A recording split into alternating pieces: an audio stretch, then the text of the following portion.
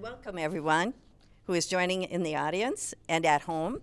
My name is Jody Anderson. I'm a member of LWV Anoka, Blaine, Coon Rapids, and our members are from the Northwest metro area. That means Andover, Anoka, Blaine, Champlin, Coon Rapids, and Ramsey, and more.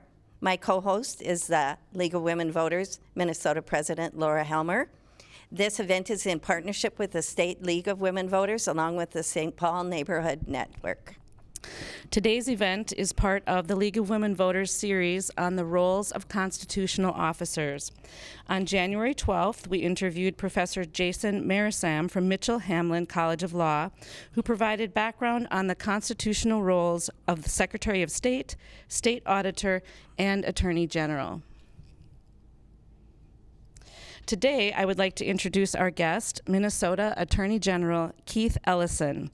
He is a longtime elected official, having served in the Minnesota Legislature and the U.S. House of Representatives. Mr. Ellison was first sworn in as Minnesota's 30th Attorney General on January 7th, 2019, and was reelected this past year. Today, we'll start by giving Mr. Ellison time to speak about his work and the responsibilities of his office. Later, we will ask a few questions. If anyone in the audience would like to submit a question, just write it down on the index card, and Amy will pick it up. Mr. Ellison, we are honored to have you here today, and I'll turn it over to you. Well, the honor is all mine, and I am a massive fan of the work of the League of Women Voters. And I want to thank you all for inviting me here today, but also for the decades and decades of work that you have done to empower Minnesotans, both men and women, but especially women, because we do know that we live in a society that has historically not allowed women to fully participate in society, and there's so many issues and examples to prove that. So League of Women Voters becomes this champion organization which says, no, we're going to elevate the voice to make sure that we have all voices heard in our state, our country. So hats off to y'all, and thank you so much. So as Attorney General, I believe that my job is to help people afford their lives and live with dignity, safety, and respect. The Attorney General's office is a constitutional office. It's written in our Minnesota Constitution. Every state has a Attorney General. 43 states elect their Attorney General. And about 48 states, the Attorney General serves at the pleasure of the people, not the governor. Now, there are a few states where the governor appoints, just like our federal government. Our federal government actually has a structure that is in the minority of states, because in the federal government, the president appoints the Attorney General and is confirmed by the Senate. And that only happens in Wyoming, New Jersey, and in Rhode Island. Maine is unique because the legislature picks the Attorney General, which is kind of weird. But for most, we're elected and answerable to the people. So I work with the governor, I work with the Secretary of State, and I represent them. I'm their lawyer. I represent the state legislature. I represent over 100 boards, commissions, and state agencies. And I also represent the people. Now, you might wonder, what's the difference between representing the state apparatus and the people? Well, so for example, when I sue, or when Hubert H. Humphrey sued the tobacco companies, he was suing on your behalf. When you elect him to be, when you elected Hubert H. Humphrey to be the Attorney General, you empowered him to say, if anybody is ripping off Minnesotans, the Attorney General can sue on behalf of Minnesotans. And so we have cases right on up till this very minute. ExxonMobil, Juul, the vaping company, and I can name 20 more, where we have said, we believe you've been unfair, you've violated the statutes of our state, and we're going to hold you accountable for it. On the other hand, there are occasions when I'm defending the actions of the state apparatus, right? So if somebody sues the Department of Corrections, my office defends them in court. Same with everything else. We also staffed a lot of boards and agencies, so like the Board of Medical Licensing. If you have a medical professional or provider that you feel is not living up to professional standards, it would be my office that would bring these issues to the board and argue that there might be some license issues for that particular provider. But the same when it comes to education, same when it comes to even barbers and cosmetologists and a whole bunch of others as well. So, and then the other thing I do is I sit on a few boards that I really want people to know about. One of them is the Pardon Board. And me and the governor and the Chief Justice Gilday, we sit about once, twice a year, and we listen to people who've made petitions to get pardons or commutations. And we just finished one in December where we take 2 straight days and just listen to people's cases where they ask for pardons. Some get them, some don't. And then I'm on the board of the State Board of Public Investment, and this is the board that supervises the pensions of state employees. And there's a whole lot of money flowing through there, and I gotta honestly tell you that I need the help of the financial professionals to do that work, but it is ultimately me and the governor and the Secretary of State and the state auditor and the lieutenant governor who sit on that. And it's our job to make sure that the pensioners have enough money to retire. And there's a disproportionate number of women who earn a living from the work that they did throughout their productive lives. So that's very important. So that's what I do, and that's what my job responsibilities are. And I love doing the work. I love doing public service. I used to be was in the private sector. I was in the nonprofit sector. I've been in the government sector, and I guess that means I'm getting up in age. But but I've had fun doing it. Wow. Thanks so much for that introduction. I know I learned a few things that I didn't know before. Now we'd like to ask you some questions that we've prepared. They were submitted online by members and also then curated by our league leadership. Well, you're only going to ask me the easy ones, right? Exactly. I'll ask the hard one. It's a team approach. Team up. We're good team too. I think an easy one to start out with. What are your priorities for the next 4 years? Right. So my main priority is helping Minnesotans afford their lives and live with dignity, safety, and respect. What do I mean by that? Here's what I mean by that. If you cannot afford your insulin and you have to cut dosage or skip days, then you can't afford your life, because without that insulin, you're not going to make it.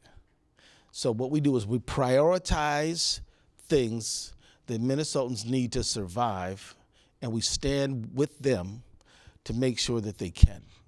So we've prioritized things like housing. Historically, the Attorney General didn't do much in the area of housing. Now we do a lot more because we understand housing is expensive, precious commodity, and if people don't have it, it is exceedingly difficult to survive. So we have taken up cases in North Minneapolis where we sued a landlord where there were 267 families. We sued a landlord in southern Minnesota where there were 800 units. We're doing work when it comes to manufactured housing. Some people call it mobile home parks, but they're not mobile, right? So we did them in Northfield. We're doing them in southern Minnesota, and we're doing them really all over the state. So we're trying to say the people have a right to live in safe, decent places. And so we're standing next to folks, and we're doing a lot on that. We're also doing things on wage theft, because how can you afford your life if you can't even get the money that you worked for? So we're filing a lot of lawsuits on that. And we're not just looking at the typical wage theft cases. We're looking at some in the gig economy. Like we just sued Shipped, which is it's like the Uber for shopping, right? And we sued them because we felt like they were violating the law and being very unfair to some of their drivers and shoppers. And so that's the area of wage theft. So we want to make sure that people get the pay that they've earned. And then just general consumer law. A lot of things come through the door. So for example, people who, there were some folks who bought in-ground pools, and the people collected the money and then ran away with the money and didn't do the pool. So we found them, we sued them. Same thing with solar panels. And there's just a lot of cases like that. The overall idea being you must get value for the things that you pay for, and it's not okay for businesses to deceive and lie. And I just want to say, most landlords, most employers, and most businesses are very honest. But when they're not, there's got to be somebody who says, and that's us. And so that's what we do. We also help people afford their lives by representing ratepayers, that's you and me, when it comes to utility bills. So we have a group called the Residential Utilities Group, and you may recall a few years ago when they had that massive spike in energy prices in Texas. Remember that? Well, we argued to the Public Utilities Commission that the utility companies that provide us with energy, they should have known it. They should have bought futures to lock the price in, as opposed to buying it on the spot market when it's super high. And because this was not a surprise. There was a lot of reasons to believe that, there was weather reports tell you things are gonna get really cold in the next few days. And so they did, but they didn't take the action they should have taken. Therefore, they shouldn't be able to just charge back all that money to the consumer. So we fought that on that front as well. And so, that's our job. So so what are my priorities? Help people afford their lives: housing, wages, medical debt, pharmaceutical drug prices. What else are our priorities? Student loan debt. We've sued Navient. We've sued Minnesota College of Business and Globe College, Argosy, others, to make sure that they are being fair with students. And we also keep our eye out on senior scams, because we know a lot of seniors are often targeted because, they take advantage of seniors who are lonely. They take advantage of seniors who don't hear that well, who might not be able to, and they know seniors tend to have more money than others because they've worked for a lifetime, right? So there are folks who do nothing but figure out how to separate grandma from her money. And sometimes they're family members, which is really hard, but it's true. We also have a responsibility to help do public safety. We have a unique, defined role when it comes to criminal prosecution. As you know, we have 87 county attorneys, and they do a good job. But about half of our county attorneys only have 3 lawyers in the whole office. So if there's a murder in, say, Brown County, Morrison County, Lac-La-Parle County, they are able to call us and say, we haven't seen anything like this in 6 years. Can you guys come help us? And we do those. And we've done over 33 of them in the last few years, and we're going to get money to do more. So, nothing can be more devastating to a community and a family than having one of their loved ones murdered. There's got to be accountability, and we prosecute those cases. But we do it within the Constitution, and we do it fairly. Because we don't, we believe that even the defendants have rights, and we make sure that we observe those, and we still convict the people who commit these heinous acts. Yeah. So that's what we're doing. We're doing a lot on the front of the opioid crisis. We got back about $300 million just back a few months ago. We got another one settlement coming through with $235 million. Now, this money is not going to the Attorney General's office. All the money that we fight for and win back from Minnesotans, we don't get it. It goes to the general fund. Except for opioid money, it goes to a special account that the legislature set up. And that money, so 75% of it goes to our local counties. Because where is the addiction happening? It's happening in Ely. It's happening in Zumbrota. It's happening in North Minneapolis. It's not happening at the Capitol. So the money should go where the pain is, to help people get well, to get over the addictions, to make sure that people can restore their lives again. So this is what we do every day, and I'm so honored to do the work. What a great list of priorities. Wow. Also, you did a great job of answering some of the questions we have teed up for you All coming up right. too. But All right. what I didn't hear yet, and I'm wondering about, what will the Attorney General office do over the next 4 years to ensure racial justice? Well, this is a very important question. And you can just count on the League of Women Voters to always try to make our country a better, more inclusive place. So I'm not surprised you'd ask me that. And let me just say, it's in the feminist tradition, or the women's rights tradition. I mean, way back in the day, people may not know that, there were a lot of early suffragettes who were on the front line who were fighting for racial justice, even back in the day. I'm talking 100 years ago, more than 100 years ago. So this is so let me just say, what the Attorney General's office, we should always be making sure that we are working toward this just society. I mean, 2 days ago was Martin Luther King Day. It's a reminder that this is all of our responsibility. What I've done is we have, first of all, worked in the area of dealing with hate crimes. So we've pushed legislation and advocated legislation to make sure that police, prosecutors can investigate hate crimes more effectively, to make sure that nobody is harassed because of who they are. You'll remember a few years ago there was a spike in anti-Asian hate crimes. Well, we did a tour around the country, around the state, to make sure that we were discussing this issue. My message to people was, by the time it gets to a police or a prosecutor, it's almost too late. We need to have our communities discussing these things, making sure we have a high standard for tolerance and inclusion of everyone, so that we can make it not okay to be involved in this kind of bad activity. The other thing that we do at the Attorney General's office to make sure we have a more just society is we've set up an expungement clinic.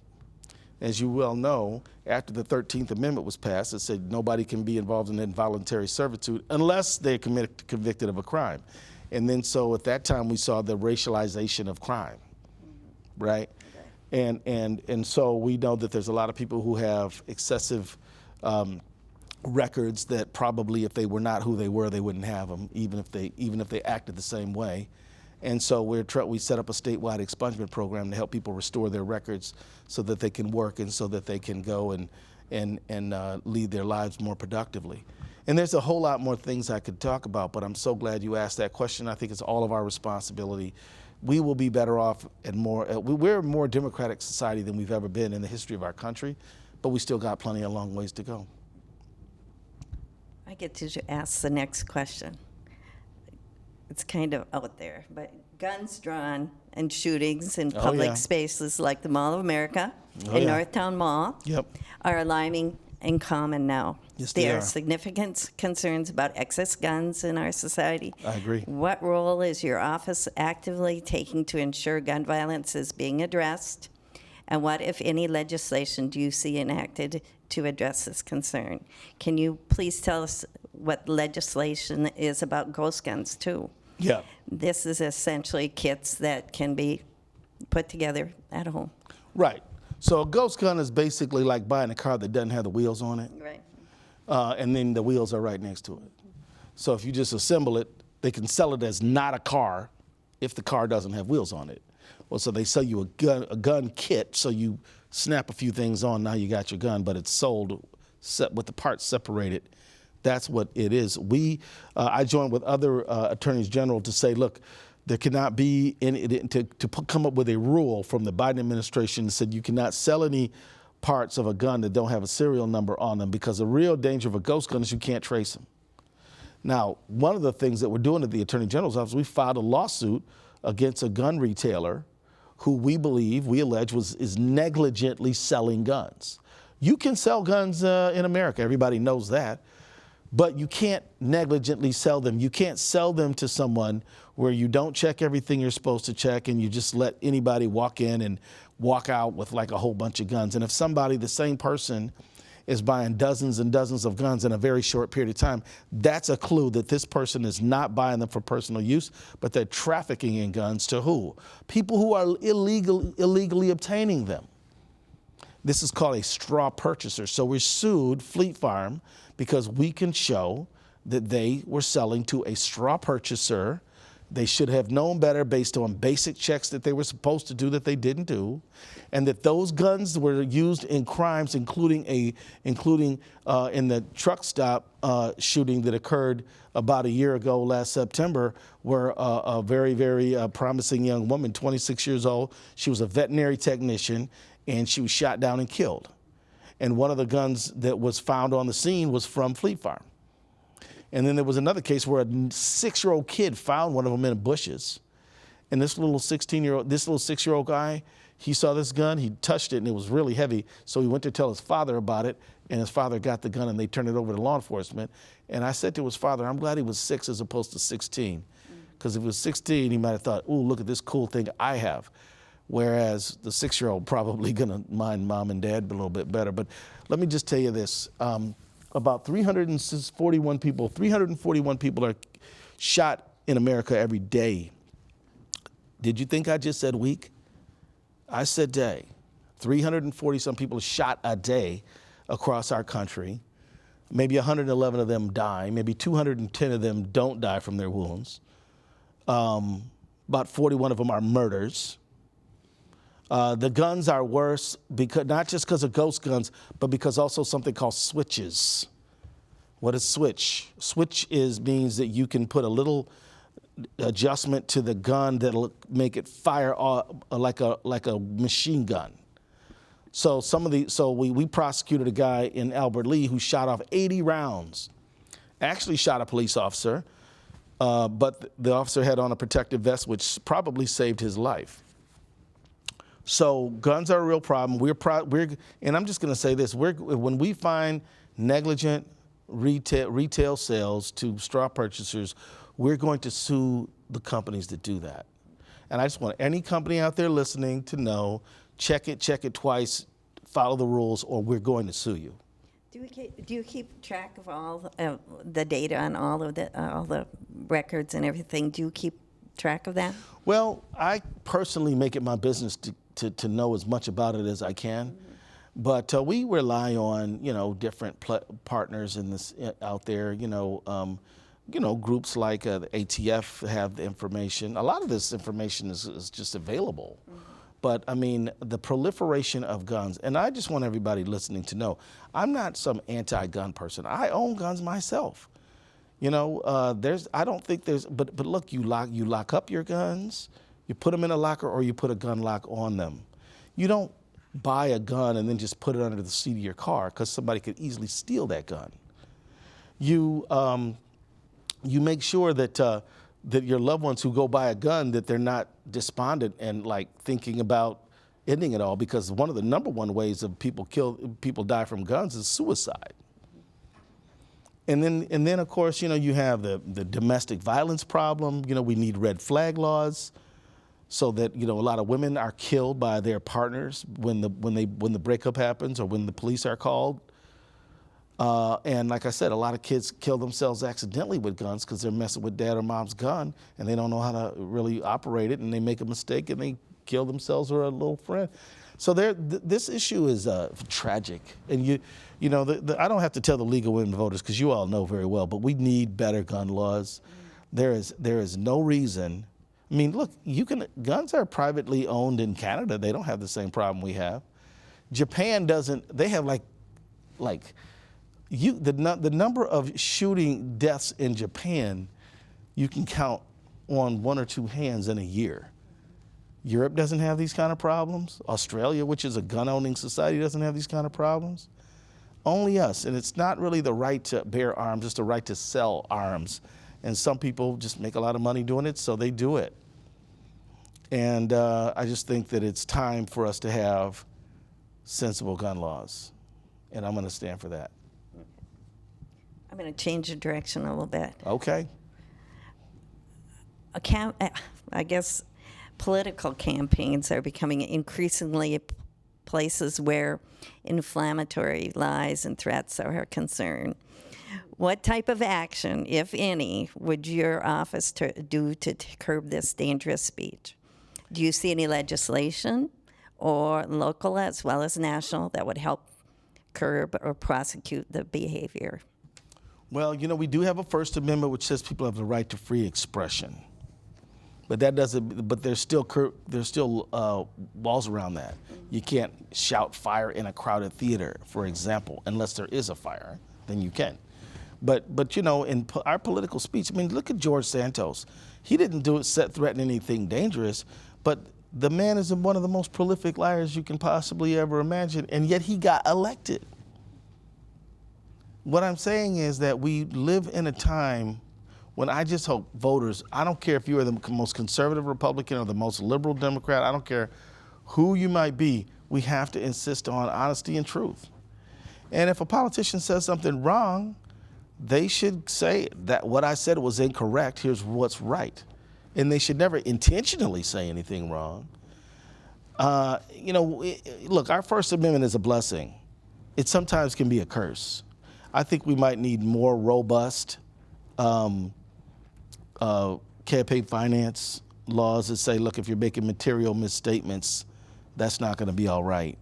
And we need a more active press. Here's the other thing. Politicians used to be scared to get up and tell big lies because the press would get them. Well, now we live in an age where newsrooms have gotten smaller, online crazy has gotten bigger, and I think we should subsidize more newspapers and press whose job it is to advance truth in the public interest, as opposed to just, push one agenda or another. In England, they in the UK, they support the public broadcasting, public press, things like that, because sure, it's fine to have the private press because people have a right to have their opinion, but there should be something that you turn on that TV and you have some sense that that's probably true. Whereas now, we don't have that. Again, a lot of jokes have been made about George Santos and the stories he tells, but I think he's a metaphor for the times we live in. And we ought to just ask ourselves, if this can happen, if somebody this prolifically dishonest can get elected, then don't we need more? Maybe we don't need to stop him from speaking, but we need other ways to fact check him so that the public really knows the truth. That's the best I got. As Attorney General, I got to admit, I don't have any big tools for that. Let's deal with something simple like guns and stuff like that. But the lies out there, those are tough. They are. Earlier, you spoke about your working relationship between your office and the county attorneys statewide. Yep. And I'd like to go just a little bit deeper with that. Please. I've got 3 questions for you to think about. What is the AG's role in prosecuting criminals who are charged at the county level? Right. Does the AG have discretion in deciding to prosecute a case, or does the county have to request that help? And if a county chooses not to prosecute a crime, would your office step in and take over? And maybe you've got some examples you could share. Yeah, let me tell you. So under Minnesota Statute 8.01, and I know that, my communication staff says, Keith, never tell people numbers and stuff. People don't remember that. But I'll just say 8.01, 8.01. If you look it up under Minnesota Statute point 8.01, the Attorney General may take a case if asked by the county attorney or if appointed by the governor. The governor can just say, this is your case. The county attorney can ask. But what I cannot do is just take. I don't have any legal authority to say, that case, it's now my case. Now, if there is a crime which is clearly, there's a victim and somebody has suffered because of wrongdoing, I could call the county attorney and say, do you need my help? They can say yes, or they can say no. If they say no, I could call the governor and say, would you appoint me to this because this is really wrong and we can't let this person get away with that. I could do that. I've never had to do that. I've never done it. I've never had to do it. I hope I never have to do it. But I will tell you, I can't get specific, but I heard very recently of a tragic situation where, a local person was saying that I wish the county attorney was doing more. So I can't get into any specifics. I'll just say this. Behind the scenes, I called up the person and said, hey, what's going on with that? Do you need any help? So often things are done with telephone calls, not everything. You don't have to embarrass people all the time. But I will tell you that if a crime happened, that it was clear to me that this was an injustice that happened to a person, and the county attorney wasn't acting, I would make it clear to them that I'm there to help. And if they're like, we got it, we're not prosecuting this because we don't want to. If it was bad enough and if the family and the community wanted me to, I might ask the governor to appoint me, but he wouldn't have to. And so that's kind of how it works. I'll tell you that, the way it's set up now is that the county attorneys are elected to prosecute crimes. And I can tell you honestly, they do a great job. I'm so proud of our county attorneys in Minnesota. They do a fine job. But sometimes you need some other ways to get things done, and they're there if we need to. But I will say this, there is one exception, and that is in the area of Medicaid fraud. If Medicaid fraud happens, I don't have to ask anybody, I can just prosecute those cases. Okay. Yeah. Great. There's a question that came from the audience that is sort of the opposite of this, the opposite of the Attorney General's office stepping in to help somewhere. This is a case that was yours, the George Floyd case. Your office brought in outside prosecutors for the trials resulting from the George Floyd murder. Was this a one-time event, or are you open to similarly bringing in outsiders to prosecute unique cases? I'll say that it is a rare event, and I did it because I thought this case was so important. I needed to get the very best people I could find. And my staff attorneys are great, very, very good.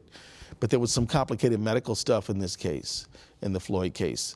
As you recall, we all watched the video, and, a 999 people out of 1,000 would say that it's clear that the knee on the neck is what killed him. But, somebody might say, oh, no, he was dying anyway, fentanyl, blah, blah, blah, blah, blah, blah. And I've heard people say that, which I think is ridiculous. But we had to make sure that we nailed that down. So I got some folks who I knew could help me with the complex medical stuff. We also, at that time, had not ever prosecuted any former members of law enforcement, because I've never prosecuted a police officer. Everybody I've prosecuted has already been fired by their department, right? But we've never had a situation where we prosecuted someone who formerly was an officer. So I did consult with a friend of mine who had done that as a member of the United States Department of Justice when he was in that unit that does that.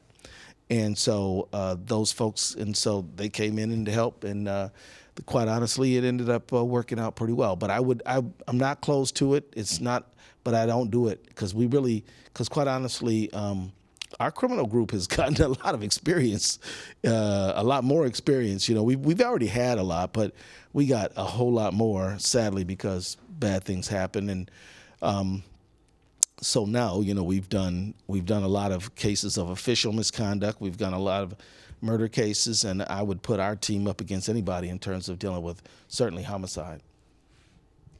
Now, a couple of questions about the AG office and staff. The staff of the Attorney General represents state agencies in enforcement of laws. True. How many assistant AGs are working, and is this staffing level sufficient to meet the agency's needs? And then how do you prioritize areas of focus in hiring of staff? Right. So we have about 340 people total working at the Attorney General's office. About 150 of those people are lawyers. The rest are investigators, mediators, and people who work at support staff. As you know, you show me one lawyer, that person probably needs a paralegal or a legal secretary. It's just not one person. And so that's sort of the numbers. How do we prioritize hiring? Well, we advertise openings, and we go through a series of interviews, and we hire the best person. And I can tell you, I'm 59 now, and I've been doing hirings since I was 29, and I can tell you that hiring anybody is a gamble. Sometimes you get people you thought they interview really well and they don't work out. And some people interview badly and they're superb, but you hire the best person you can, and and support them and train them, and hopefully it works out, and it almost always does. Yeah? You kind of touched on this question. Tell us how you decide to bring lawsuits against corporations, insurers, on behalf of Minnesota consumers. Right. So it usually starts with complaints. Yeah, it usually starts with complaints. So can I give a number out? So anybody watching, write this number down. This is a very important number. 651-296-3353. 651-296-3353. So I'll give you an example. So let's say you have a knock on your door and somebody says, wouldn't you like to get solar panels on your house for the low price of blah, blah, blah, blah, blah? We'll sell you these solar panels, and let me tell you right away, you're going to be saving money, and it's going to be awesome. Just sign right here on the dotted line. And you're like, oh, that sounds okay. So you sign up. Next thing you know, you're getting bills for these solar panels, and they're not even working. And so you're spending more, but you're not getting any reduction in your energy bills. And you're like, oh, no, what do I do? So then you start calling them. and they don't answer. You call some more and they don't answer some more. So then you ask around, you tell a friend, they say, you should call the Attorney General at 651-296-3353, and we'll answer, and we'll take those calls, and we usually my staff will write up the complaint, and if we get one of them, we'll try to call the people in our consumer action group will try to call the company and say, hey, there's a problem. And usually we work a lot of cases out like that. And by the way, we've gotten 52,000 calls last year, and 52,000 calls, and so, but let's say you get more than one call, 2, 3, 4, 5 calls. Now we got a frequent flyer, and look, I'm not here to criticize anybody, but I'll say that there's some companies, quite honestly, companies that you know in our household names, where we get a lot of complaints about them, right? And so at that point, they might go to an attorney in our consumer group and say, we're going to sue this company because it's clear that this is not just Miss McGillicuddy's problem, but Mr. Johnson, Mr. Jones, Miss Rodriguez, Miss Ahmed, and we're going to sue. So they usually start as complaints. Then sometimes they ripen into lawsuits when we see that it's not a one-off, but it's actually a systemic problem. So that's how we do that. Sometimes we get cases because other states have said, hey, because every Tuesday I do a call with a group of other attorneys general, and they're like, hey, have you seen a problem here? Have you seen a problem there? And sometimes I go back and I ask my staff, have you seen this problem? And they'll say, oh yeah, we got some calls on that. So we might start a multi-state or join one, right? So this is how we do that. I mean, going back to this idea of helping people afford their lives, it seems to me that, look, America's greatest invention is its middle class. And if you can't afford, your pay is wrong, your housing situation is bad, you can't afford your education, pollution is making it so you can't even drink what's coming out of the faucet, how can you afford your life? The Attorney General is your family's legal department. And so I prioritize economic sustainability. That's what we do it. If you're super rich, I love you and I'm with you, but you don't need me. Right? God bless you. I wish I was rich, right? But if you're rich, you probably don't need to worry about. But if you are a middle class person, a person on a fixed income, a person who gets a W-2, you may need the Attorney General to help you. Now, look, if you can afford an in-ground pool, you probably are not poor. But that's an enormous investment, which those people, most of them, cannot afford to lose. So we're standing up for everybody. We sued a person who was doing a fraud thing with weddings. And somebody was making fun of me about, oh, you're wasting time on weddings. I'm like, if you are that bride and you've sunk 20 grand into the wedding and somebody's making off with your money, let me tell you, you would see it differently. So we help anybody and everybody, but usually the people we generally help are people who are trying to thrive in what can be a tough economy. We only have a few minutes left. Do you want 5 minutes, correct? Here's a quick almost yes or no question we could get out of the way. Somebody wanted to know if there's still any money coming in from the tobacco lawsuits. Yes, there is. Absolutely. I think I know the numbers, but sometimes I get numbers scrambled in my head. I think we got a $75 million settlement, and it may not all come in at once in that lump sum, but it's coming in back to Minnesota. What happened? I'll even tell folks what happened with the tobacco money. So, we didn't go in with the multi-state. Skip Humphrey said we're going to sue them, and he did sue them, and he took them to court. And like in the middle of the trial, when the verdict was about to come back, the tobacco company said, we can see the handwriting on the wall. Okay, we're going to pay. So they do, and they cut that deal. And then those companies end up selling off or getting bought, and so the existing company is not owned by the same people. And they didn't realize they had legal obligations to the state of Minnesota and weren't paying us. So we sued them to get our money, and we got it, and we won, and the money's flowing again.